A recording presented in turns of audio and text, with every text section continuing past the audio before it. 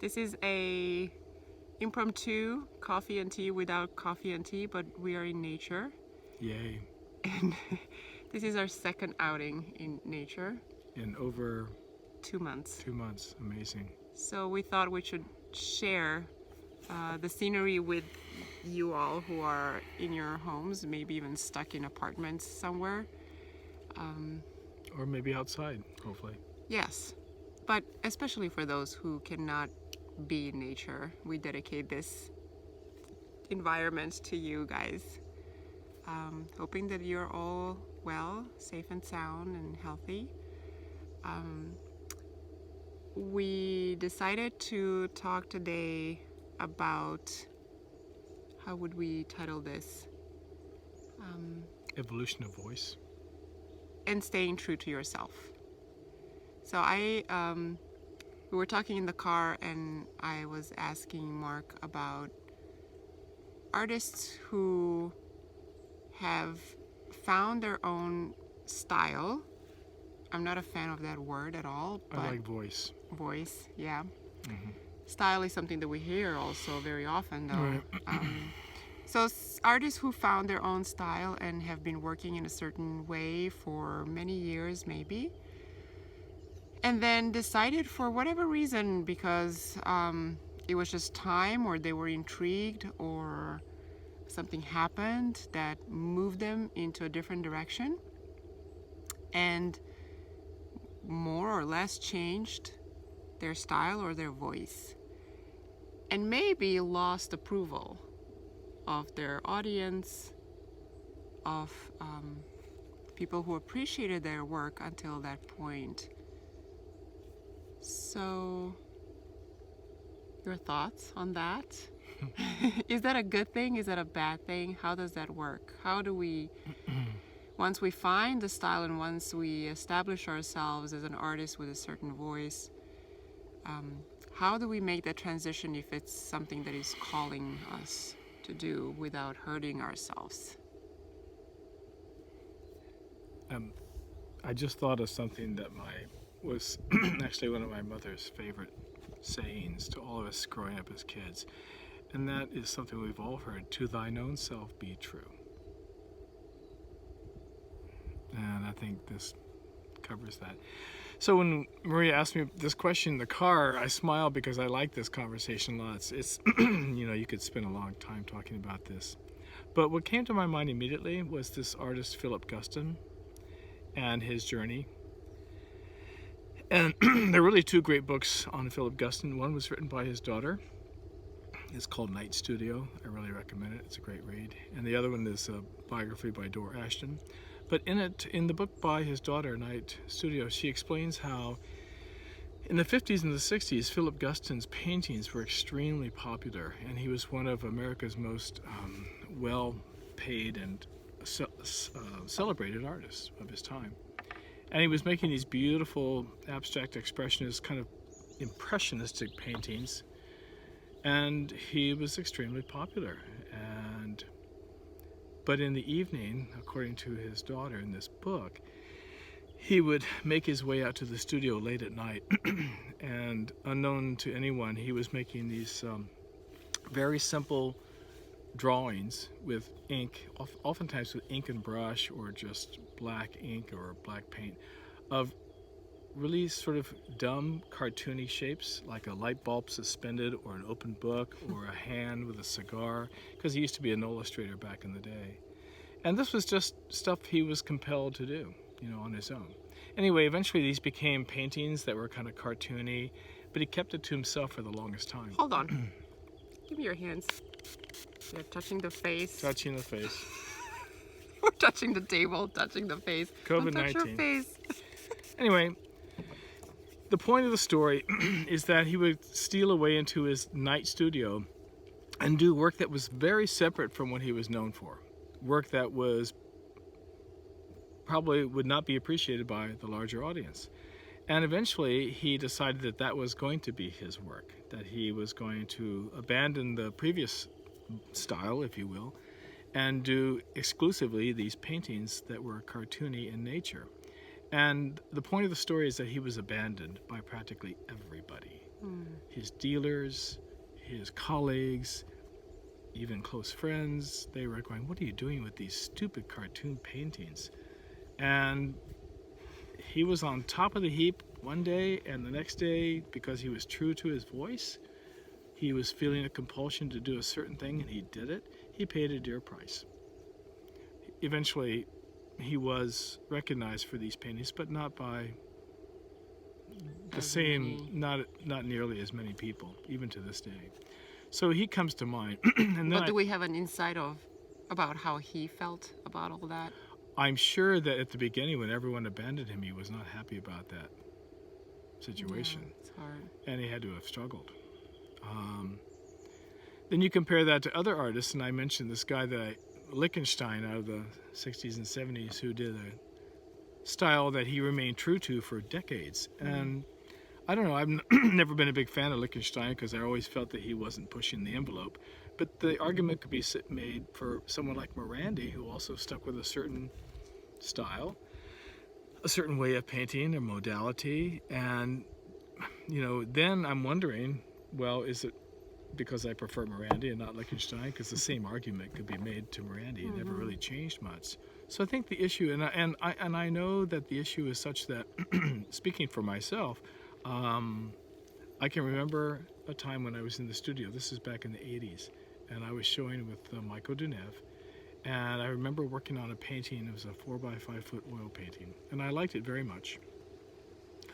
But I had been selling with Michael quite a bit. We had been doing pretty well by one another. And I remember this voice in my head, Maria, and the voice said, "I wonder if Michael will like this painting as much as the ones that have been selling." This is a true story. And that inside voice stopped me from painting. I put the brush down in the middle of that painting, and I didn't continue. I left painting for a brief period of time. Oh, really? You I did. completely abandoned? For some studio? weeks, yep, I realized that my motivation was skewed towards what Michael would like, sales, all that. And I wasn't painting for myself in that particular moment. I was painting thinking that someone else was going to approve of what I was doing. That's a kind of a weird and scary thought, at least it was to me at the time. So that's why I was saying that this conversation that you opened up, Maria, is a little bit about being true to oneself and following following your ideas and your vision, and trying to remain true to yourself in spite of outside influences. But do you agree that someone who lives from selling paintings sometimes doesn't have that Oh my God. luxury and freedom to do so? By the way, I've heard of a story back in Belgrade in Serbia, where I come from. There was this gallery, and I used to sell little paintings for a while there. And the woman who was the owner told me the story about this one painter that who was with them, and he actually worked under two different names. Right. And he was painting little, cutesy paintings that tourists would buy in that gallery for not that much money. He would paint them in series and make a living out of those. But then he also painted big canvases that he would just maybe sell one or two a year. And those he painted really for his, for his own pleasure and staying true to himself. So it's like a split personality. Have you heard of other painters like it's that? really interesting you just went there, because you just read my mind. That's really weird. In fact, you kind of stole my thunder in a way. Sorry. No, it's perfect. I'll tell you why. I met Maria 6 years ago, 7 now? 7. In Rovinj, Croatia. And I was in Rovinj, Croatia for 3 weeks. And I got to know some of the artists there because of my friend Diana, whose place I was staying at was Connection. Thank you, Diana. Thank you, Diana. Well, it's perfect because I met two in particular artists that lived right next door, very well known in Croatia. But I went to one fellow's studio. Actually, I went to both, but one fellow in particular sticks in my mind. So I'm looking at his work. The walls are filled with work, by the way, filled. And I saw two different styles. And I didn't like one in particular because it was not to my liking. And I was kind, as best I could be. But I was really drawn to certain pieces, and I would say, "Oh, I really like these pieces over here," and that's when he began to tell me, "Oh, well, you see, I paint for the tourists during the summer months because that's when I need to make a living, and they're not interested in what I like to do for my own self." So he did have two bodies did of work, that. absolutely, and he's not alone. He is not alone. He's in a boat with a whole bunch of other artists who have to cater to a market. So that's a conversation right there. Right. You know, do you But cater? even Do you if you, cater to your audience for a living if that's what you need to do, and many people do, yeah. or do you say, you know what, forget it. I'm just going to do what I want to do, and I'll, you know, not starve, but I won't make as many sales. Can you, in both of those styles or voices, still be true to yourself, or you think that you're He wasn't happy. he wasn't happy, so you're suffering? No, he wasn't happy. He was knocking them out because he knew how to do it. He wasn't happy. He couldn't wait for the summer season to be over. I mean, he shared all this with me over dinner. So, Yeah.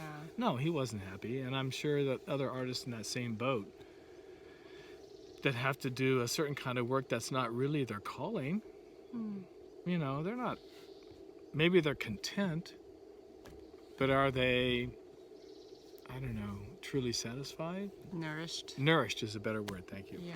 Yeah, I don't think so.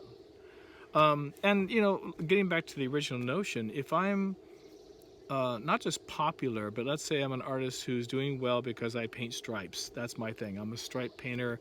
My dealer likes the stripes. The public likes the stripes.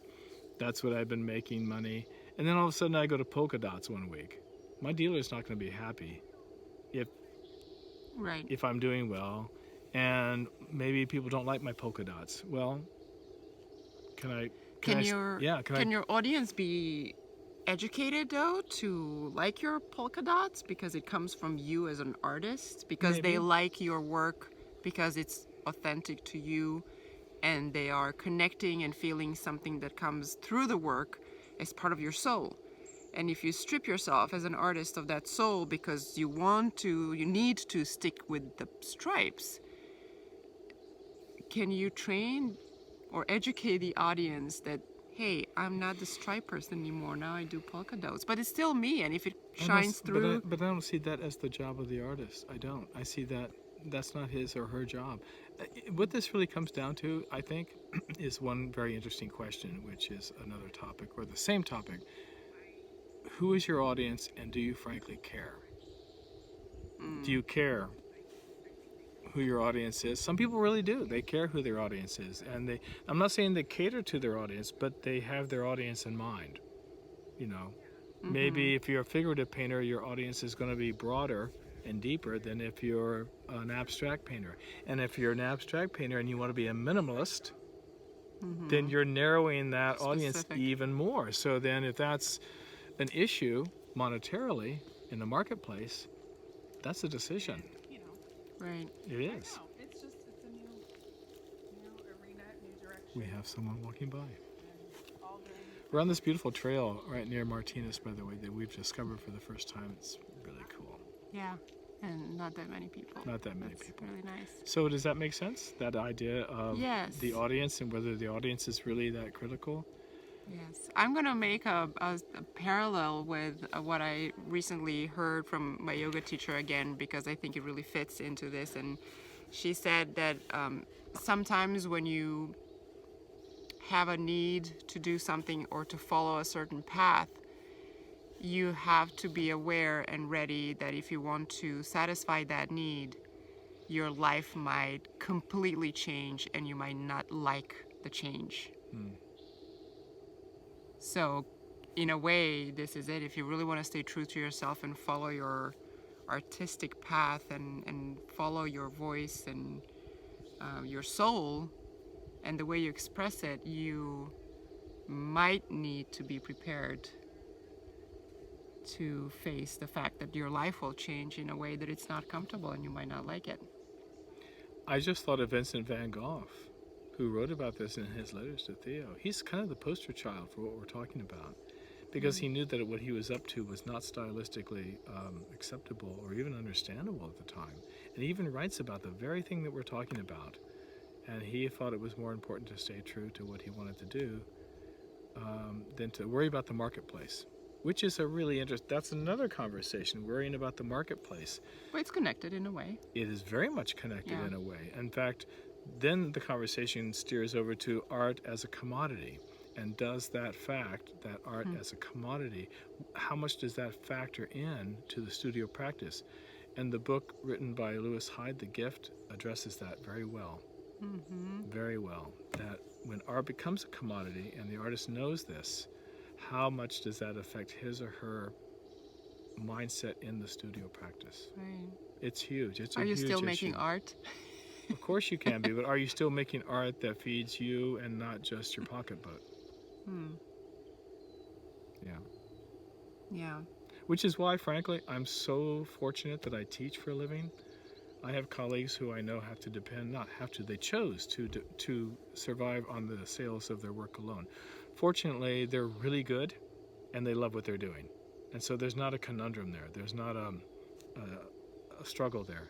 But I've also known artists that that's not the case. Yes. They survive on the work, they do the work they know will sell, and they'd rather be doing other things. So, you know, I'm lucky in that I get to teach. And so that when in the studio, if I want to paint polka dots, I'll paint That's polka what's gonna dots. happen. Yep. Or stripes. Yeah, exactly. Yeah. Or flying pigs. If I want to paint a flying pig, I can do it. Not a big deal. Yeah, it's kind of a painful topic, and I'm sure that there are artists out there who have to compromise more or less. There are some lucky ones who don't have to do it at all, but there might Right. be some other ones who are struggling, having to develop the alter ego, right, of another personality to do what they love or to do what they don't love. So I would be curious to hear from artists listening. Is that a struggle? Did you have to compromise with yourself, and to what extent? How did that feel? And if I could add one more word to Yes. this conversation, Maria, the word that comes up in my mind is amateur. So a lot of people don't really fully understand that definition of an amateur. A serious amateur doesn't worry about these things. You see, an amateur, most people think an amateur is someone who's a dilettante, who only dabbles. But a real amateur is very serious about his or her direction, focus, vocation, whatever you want to call it, because it's not their main way of surviving or living. It's not their main vocation. So there are amateur musicians and amateur photographers and amateur painters, and they're really serious. And oftentimes they even can be more serious than those who call themselves professionals. So I'm also addressing those people out there who, whether they understand it or not, or even realize it or not, are amateurs, serious amateurs. And they oftentimes are much easier to remain true to themselves. Right. And that's what I wanted to say also. Yeah. So here's to amateurs everywhere. The serious amateur. Yeah. Nothing wrong with that at all. Share your thoughts, or questions, or experiences, or share what feels comfortable to share. Because to me, this is a very important question, really, in anything that we do, to stay true to ourselves. But sometimes we have to pay the bills as well. So Right, the balance. the balance, striking the balance. All right. All right. Happy days. Cheers. I hope you can hear the birds. We'll be in touch. Cheers.